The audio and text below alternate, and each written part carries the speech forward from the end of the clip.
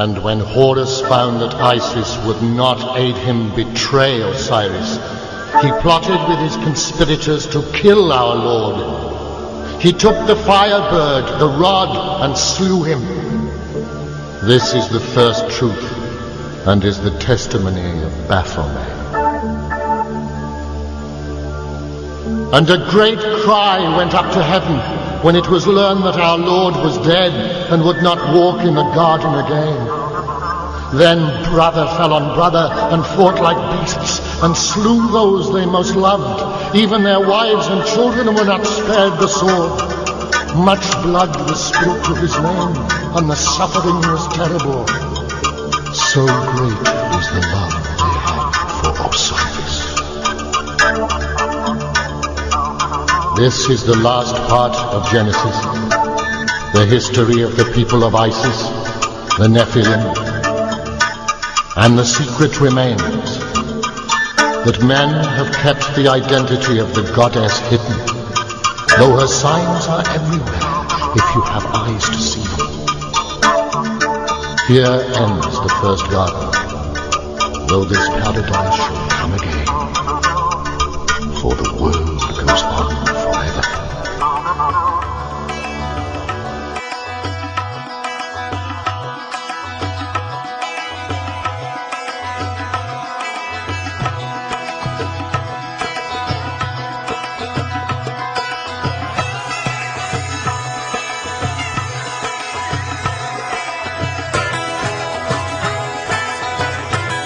One scientist, I don't recall who it was, made an interesting comment that the universe is not stranger than you imagine.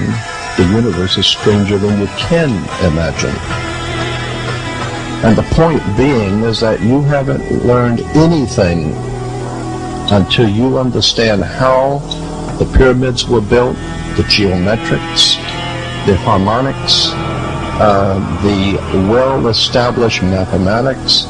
I don't see how anyone could possibly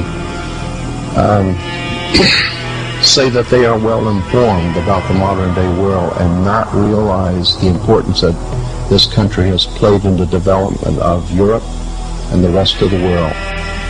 I remember someone saying a long time ago, always trust a person looking for truth. Never trust the one who's found it. The point being is that real divine truth is far, far out ahead of whatever we might begin to understand. Manly Palmer Hall, one of my very good friends, said in one of his lectures, if you can intelligently explain to an audience something about God that everyone can understand, and that proves that you don't know anything about God. Because the God that your pea brain could understand could not be the one that created the universe. The one that created all things is far, far loftier than we have given a correct view of.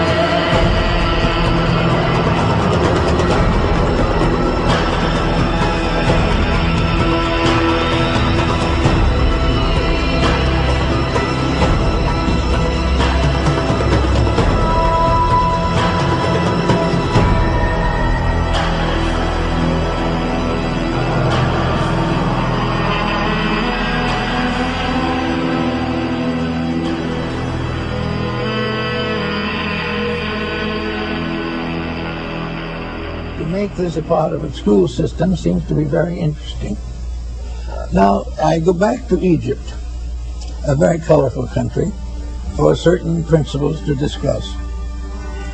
In Egypt, the Egyptian was not born a citizen. This is interesting. When you came into the world, you were an Egyptian, but you were not a citizen of Egypt. You might have been born on the steps of the pyramid, but you were still not a citizen.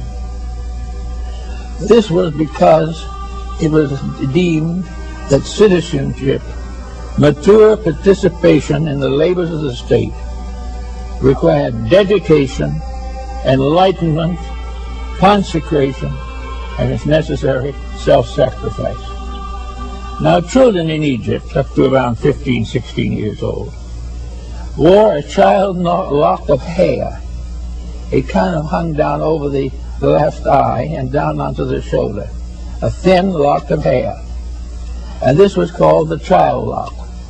And as long as that lock of hair was there, that person was not responsible for knowledge which he did not possess. He could not be blamed for mistakes that he did not know better than to make.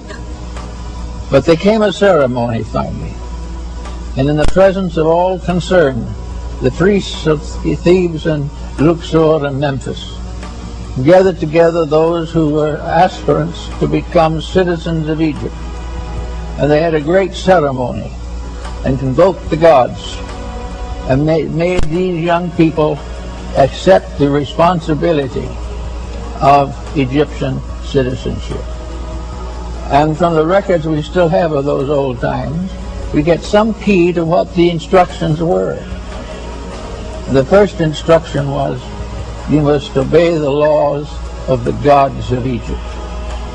You must obey the laws of Osiris and Amenhotep.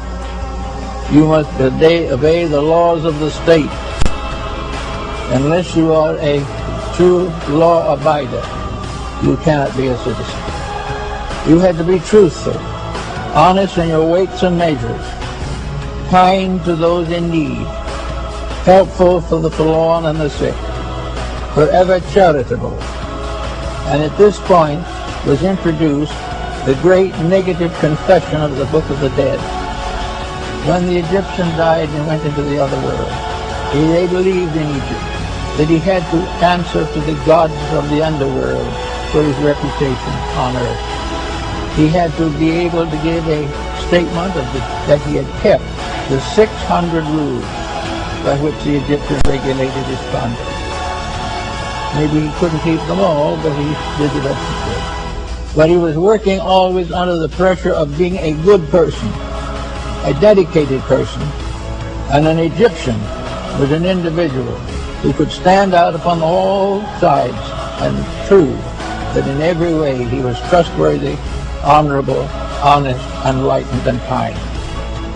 After he had taken all these obligations so far, the little lock of hair was cut off, and the child became a man or a woman, became an Egyptian citizen, having the privileges and rights of a citizen. But without this bond, it could not happen. So let's move this forward into another type of world and see what we have here now. Supposing we had not here a citizenship by birth, but a citizenship by dedication. Supposing instead of being born an American, we went to school, the lower grades, middle school, and finally graduated from high school. At the time of high school graduation, then citizenship would be a matter of consideration. When the American boy or girl decides to go in for a life of government or statesmancraft, they should not be out merely to get money. There should be reasonable wages, proper salaries, proper things necessary, but everything should be pointed to the fact that the citizen is a servant of the needs of the people. Now, if we began producing people who at the age of 14 or 15 decided they wanted to be Americans,